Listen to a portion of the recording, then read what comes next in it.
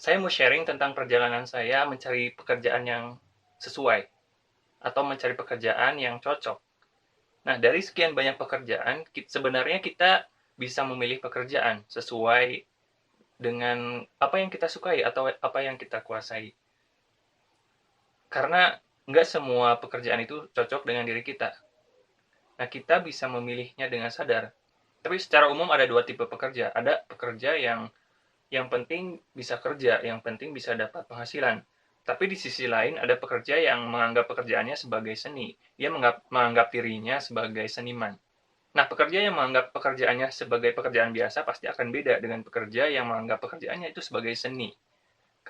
Kalau misalnya pekerja biasa itu ya yang penting dia bisa melakukan pekerjaannya terus dapat penghasilan. Nah, sedangkan orang yang menganggap pekerjaannya sebagai seni, dia akan berusaha mencurahkan seluruh pikirannya kepada pekerjaannya. Dia akan menggunakan hati dalam pekerjaannya. Jadi dia nggak cuma berusaha untuk menyelesaikan pekerjaan, tapi dia ingin gimana caranya pekerjaan itu bisa selesai dengan baik. Gimana caranya bisa memuaskan klien. Atau gimana caranya pekerjaan itu bisa selesai dengan maksimal. Nah, selama perjalanan saya mencari pekerjaan yang pas itu, ternyata saya menemukan kalau orang yang bekerja dengan hati atau menganggap pekerjaannya sebagai seni itu lebih menyenangkan dan lebih mudah untuk berbahagia dan lebih mudah untuk bahagia. Saya sempat baca-baca tentang seorang tukang kayu yang ingin dianggap sebagai craftsman atau perajin.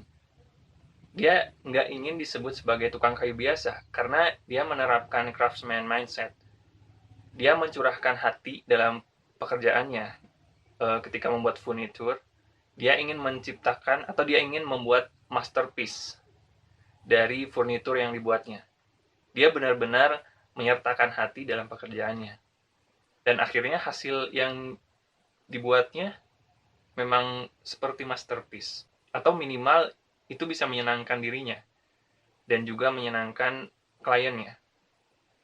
Nah, dari situ saya belajar kalau craftsman mindset ini bisa saya terapkan di pekerjaan yang saya kerjakan.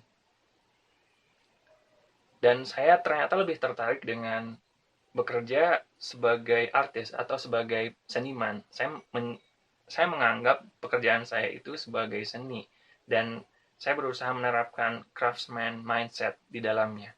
Kebetulan saya suka dengan pengembangan diri dan problem solving. Saya suka mengembangkan diri dan membantu orang buat berkembang. Saya juga suka memecahkan masalah. Selagi saya bisa memecahkan masalahnya, saya akan berusaha memecahkan masalah itu. Nggak tahu kenapa itu bisa bikin saya senang.